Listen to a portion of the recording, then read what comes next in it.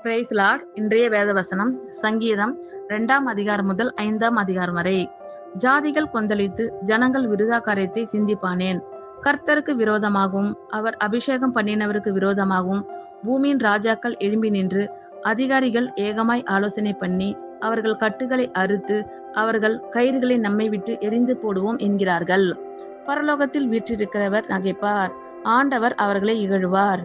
அப்பொழுது அவர் தமது கோபத்திலே அவர்களோடே பேசி தமது உக்கிரத்திலே அவர்களை கலங்க பண்ணுவார். நான் என்னுடைய பரிசுத்த பர்வதமாகிய சீயோன் மீதில் என்னுடைய ராஜாவை அபிஷேகம் பண்ணி வைத்தேன் என்றார். தீர்மானத்தின் விவரம் சொல்லுவேன். கர்த்தர் என்னை நோக்கி, நீர் என்னுடைய குமாரன், இன்று நான் உம்மை ஜனிப்பித்தேன், என்னை கேளும். அப்பொழுது ஜாதிகளை உமக்கு சுதந்திரமாகவும் பூமியின் எல்லைகளை உமக்கு சொந்தமாகவும் கொடுப்பேன். இருப்பு கோலால் அவர்களை நொறுக்கி புயக்களத்தை போல் அவர்களை உடைத்து போடுவீர் என்று சொன்னார். இப்போதும் ராஜாக்களே உணர்வடையுங்கள், பூமியின் நியாயாதிபதிகளே எச்சரிக்கையாயிருங்கள். பயத்துடனே கர்த்தரை சேவியுங்கள், நடுக்கத்துடனே களி கூறுங்கள். குமாரன் கோபம் கொள்ளாமலும் நீங்கள் வழியிலே அழியாமலும் இருக்கும்படிக்கு அவரை முத்தம் செய்யுங்கள். கொஞ்ச காலத்திலே அவருடைய கோபம் பற்றி எரியும். அவரை அண்டிக் கொள்கிற யாவரும் பாக்கியவான்கள். சங்கீதம் 3. தாவீது தன் குமாரன் அப்சலோமுக்கு தப்பி ஓடி போகையில் பாடின சங்கீதம்.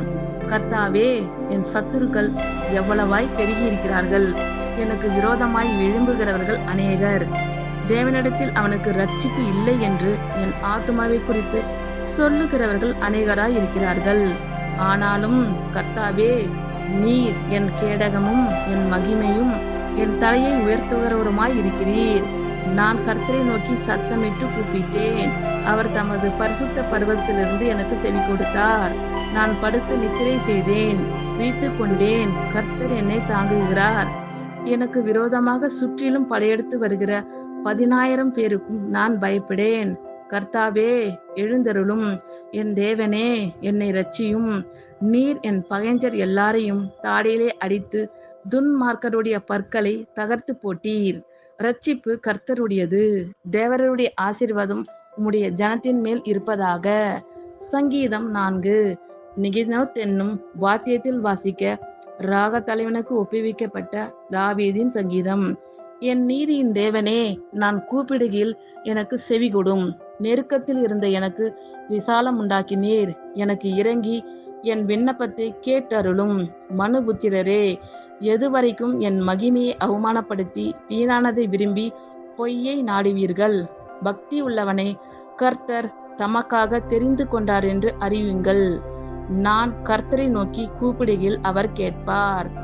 நீங்கள் கோபம் கொண்டாலும் பாவம் செய்யாதிருங்கள். உங்கள் படுக்கையிலே உங்கள் இருதயத்தில் பேசிக்கொண்டு அமர்ந்திருங்கள். நீதியின் பலிகளை செலுத்தி கர்த்தர் மேல் நம்பிக்கையாயிருங்கள். எங்களுக்கு நன்மை காண்பிப்பவன் யார் என்று சொல்லுகிறவர்கள் அநேகர். கர்த்தாவே, உம்முடைய முகத்தின் ஒளியை எங்கள் மேல் பிரகாசிக்க பண்ணும்.